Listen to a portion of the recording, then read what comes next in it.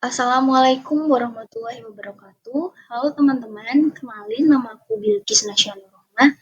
Di sini aku bakalan memaparkan materi mengenai perbankan ekonomi, yaitu lembaga keuangan dalam sistem keuangan. Kalian udah pernah dengar belum sih tentang sistem keuangan? Kalau belum, simak baik-baik ya. Yang pertama, kita akan membahas mengenai peran lembaga keuangan dalam sistem keuangan. Sebelum ke perannya, sistem keuangan itu apa sih? Terus lembaga keuangan itu apa? Menurut Undang-Undang Nomor 4 Tahun 2023, sistem keuangan atau financial system adalah suatu kesatuan yang terdiri atas lembaga jasa keuangan, pasar keuangan, dan infrastruktur keuangan, termasuk sistem pembayaran yang berinteraksi dalam memfasilitasi pengumpulan dana masyarakat dan pengalokasiannya untuk mendukung aktivitas perekonomian nasional, serta korporasi dan rumah tangga yang terhubung dengan lembaga jasa keuangan. Sedangkan lembaga keuangan sendiri merupakan badan usaha yang bisnis utamanya adalah bidang jasa keuangan. Kegiatan utama lembaga keuangan adalah menawarkan kredit dan menanamkan dananya dalam bentuk aset-aset keuangan. Selain itu, lembaga keuangan juga menawarkan jasa-jasa keuangan lain, seperti penyediaan mekanisme pembayaran, penyediaan jasa proteksi terhadap risiko, program pensiun, mekanisme pengiriman uang, dan jasa-jasa keuangan lain. Dari kegiatan lembaga keuangan tersebut, dapat disimpulkan bahwa peran dari lembaga keuangan dalam sistem keuangan adalah sebagai lembaga perantara keuangan, yaitu menghubungkan antara pihak yang memiliki kelebihan dana dengan pihak yang membutuhkan dana. Nah, sistem keuangan sendiri juga memiliki beberapa fungsi yang penting nih. Yang pertama yaitu fungsi tabungan atau saving function.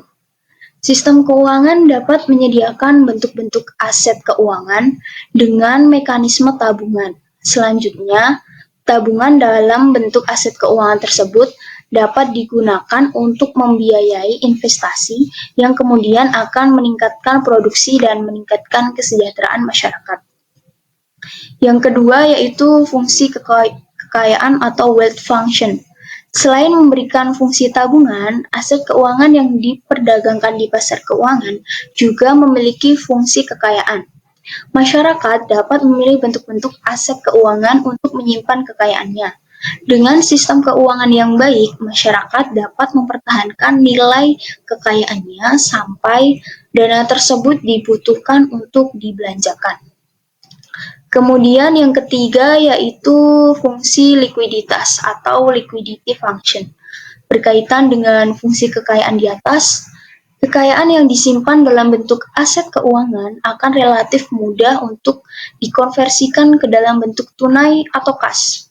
Dengan demikian, sistem keuangan atau pasar keuangan memberikan likuiditas bagi penabung atau pemilik kekayaan dengan bentuk aset keuangan yang sedang membutuhkan uang tunai.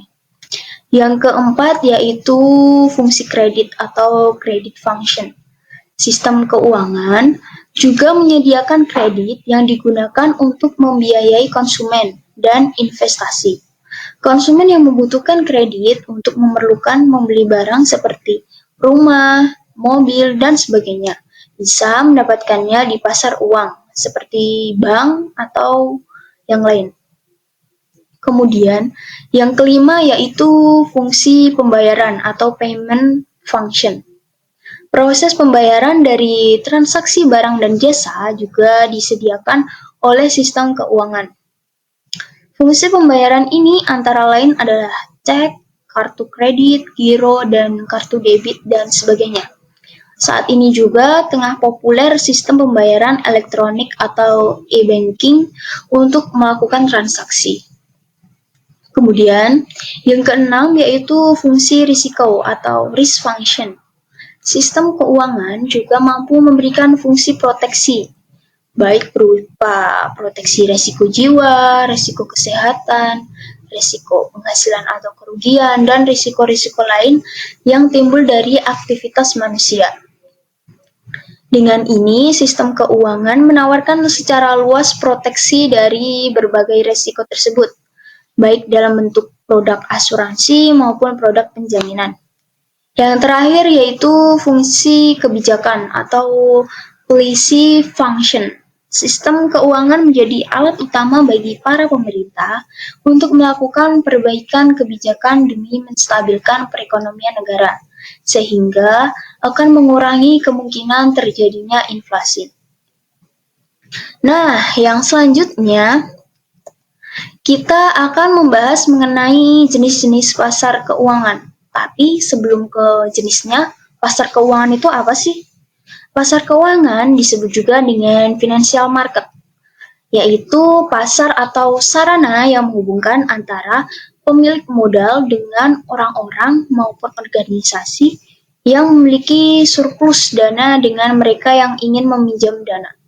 Dengan kata lain, pasar keuangan adalah tempat yang cocok bagi mereka yang ingin mencari pinjaman modal untuk usaha atau sejenisnya. Kemudian, jenis-jenis pasar keuangan itu ada dua. Yang pertama, pasar uang.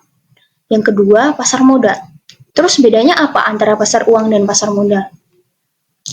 Pasar uang atau money market merupakan pasar yang mana memperjualbelikan modal jangka pendek yang berbentuk surat-surat berharga seperti deposito berjangka yang memiliki jangka waktu kurang dari 1 tahun. Sedangkan pasar modal atau capital market yang merupakan jenis pasar yang memperjualbelikan modal jangka panjang. Modal yang diperjualbelikan ini dalam bentuk surat-surat berharga yang berupa obligasi dan juga saham. Beda dengan pasar uang yang memiliki sifat jangka pendek, pasar modal ini meminjamkan surat berharga yang memiliki jangka waktu panjang atau lebih dari 1 tahun.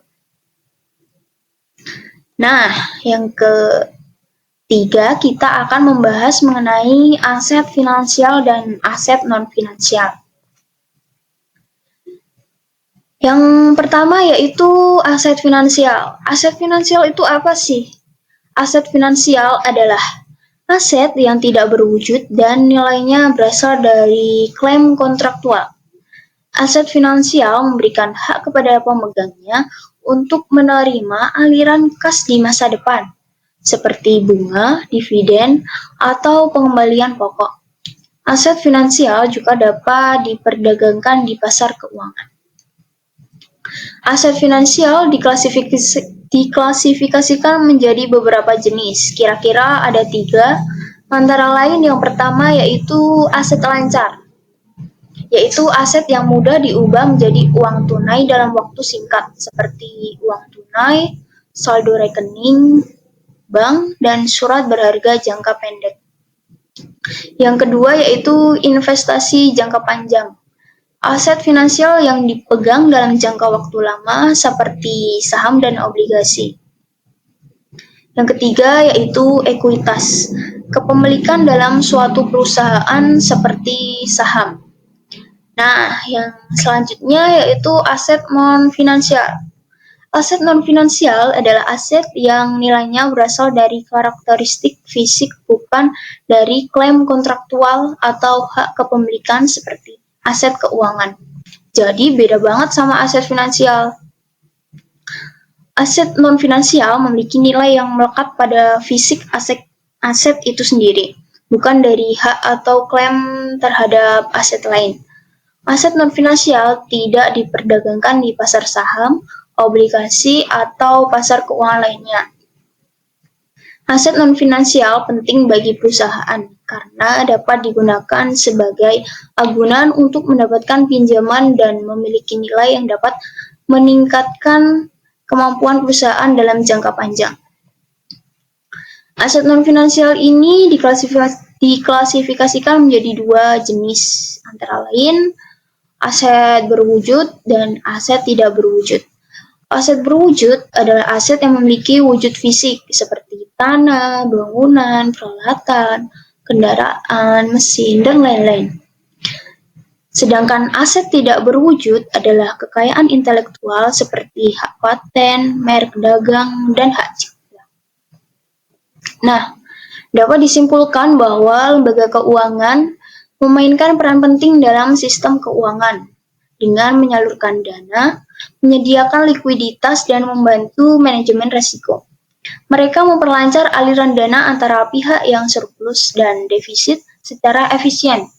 Sistem keuangan juga mencakup pasar uang dan pasar modal, tempat bertemunya penawaran dan permintaan dana jangka pendek maupun panjang. Pasar ini memperdagangkan aset finansial seperti saham dan surat utang, serta aset non-finansial seperti properti dan komoditas. Sekian pemaparan materi dari saya pada hari ini. Semoga bermanfaat. Terima kasih. Wassalamualaikum warahmatullahi wabarakatuh.